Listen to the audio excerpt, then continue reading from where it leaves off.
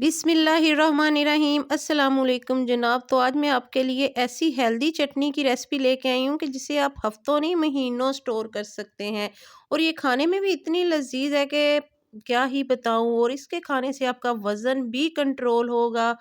आपको पता है लहसुन तो कितना फ़ायदेमंद चीज़ है, और अब जबकि सर्दियाँ आ गई हैं और सब्ज़ लहसुन का भी यही मौसम है, तो मैंने सोचा क्यों ना सब्ज़ लहसुन की चटनी बनाई जाए, क्योंकि जिन लोगों को भूख नहीं लगती उनके लिए तो इतनी फ़ायदेमंद है कि यकीन माने कि एक तो ये खाना इतना हज़म करती है और भूख भी लगाती है, और ये बेशक बच्चों को दो या घर के बुज़ुर्ग खाएँ, सबके लिए ही फ़ायदेमंद है। तो जनाब इसके लिए मैंने चीज़ें जो ली हैं तो उसको मैंने आपको पता है, लहसुन है, सब्ज़ धनिया है, पुदीना है और टमाटर है।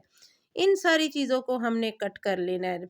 धनिया पुदीना कट कर चुकी हूँ, ये सब्ज़ लहसुन कट कर रही हूँ आपके सामने। इन सारी चीज़ों को कट करें और कट करने के बाद डीप पानी में अच्छे से इन्हें वॉश कर लें, क्योंकि इन चीज़ों को जब तक हम डीप पानी में वॉश ना करें तो ये इतने अच्छे से साफ़ नहीं होती, इसलिए धोने पे ख़ास ख़ास तवज्जो दिया करें।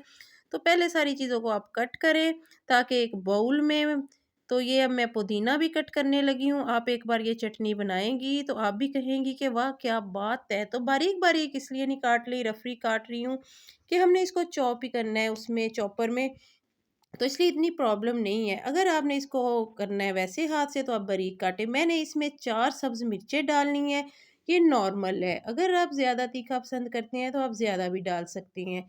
ये लें जी, अब हम टमाटरों की बारी आ गई। एक पैन लें, उसमें टमाटरों के 2-2 पीस करें। इतनी चटनी के लिए मेरे पास 3 टमाटर हैं। तो आपने देखा है कि मैंने धनिया कितना लिया है, लहसुन, पुदीना कितना लिया है।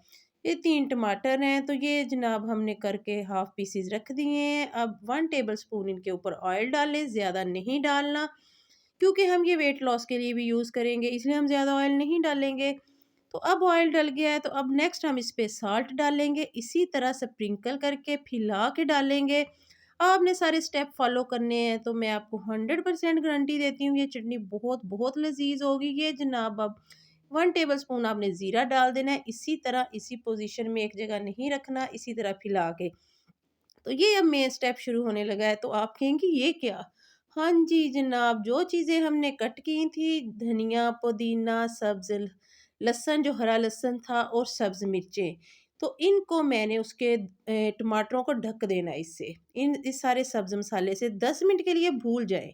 ये लें जी, 10 मिनट हो गए हैं, तो अब देखें इसी पोज़ीशन में मैंने ढके थे और इनको हिलाया बिल्कुल नहीं है। अब टमाटरों के छिलके रिमूव करें, सब्ज़ लहसुन को पीछे-पीछे करके, तो सारे टमाटरों के छिलके रिमूव करें, तो आपको जायका तो तभी पता चल जाना है जब आपने इसका ढक्कन उठाना है। ऐसी खुशबू आएगी मज़े की कि क्या ही बात है। इसमें हमने पानी बिल्कुल भी यूज़ नहीं करना। ये इसी तरह इसको बनाना है हमने, तो इसको हम जितनी देर मर्ज़ी स्टोर कर सकते हैं और जायका इसका इतना लाजवाब होगा और ये खाने को ऐसी हज़म करेगी कि आप इसको खाने के बाद सारी चटनियों को भूल जाएँगे। ये लें जनाब, अब सारा सामान एक बाउल में निकाल लें या प्लेट में और उसे ठंडा करें।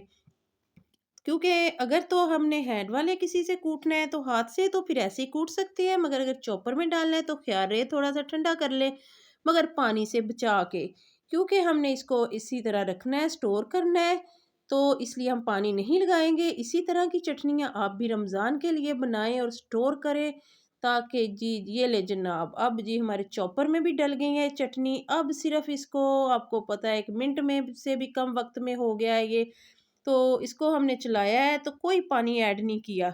तो ये लें जी, ये तो एकदम से मैश हो गई है, इतनी इतनी अच्छी। तो इसको एक बाउल में निकाला मैंने आपको दिखाने के लिए, वरना तो इसको मैं एक बोतल में डालूंगी और इसे मैं फ्रिज में रख दूंगी और इसको थोड़ी थोड़ी करके खाऊंगी। और नमक मुझे थोड़ा कम फील हुआ है तो मैंने थोड़ा सा डाल लिया है, क्योंकि शायद पहले मैंने इसकी क्वांटिटी ठीक नहीं रखी थी। और ये चटनी इतनी इतनी इफ़ेक्टिव है कि बहुत ही ज़्यादा, एक तो ये खाने को हज़म करती है, दूसरा इसको खाने से भूख भी बढ़ती है जिन लोगों को भूख नहीं लगती, और दूसरी बात कि इसमें सारी ही हेल्दी चीज़ें, आपको पता है ये लहसुन भी कितना हेल्दी होता है। तो ये जब हम खाएँगे तो हमारा मैदा भी सेफ रहेगा, और अगर हम डाइट पे हैं तो भी हम इसे यूज़ करेंगे। تو یہ بہت ہی فائدے مند ہے۔ اگر آپ کو میری یہ چٹنی آج کی ریسپی اچھی لگی ہے، میں نے تو اس کو کر دیا ہے بوٹل میں تاکہ اسے میں رکھ لوں فریج میں، تو آپ نے مجھے کامنٹ کر کے ضرور بتانا ہے اور دعا میں یاد رکھنا ہے۔ پھر ملیں گے، اللہ حافظ۔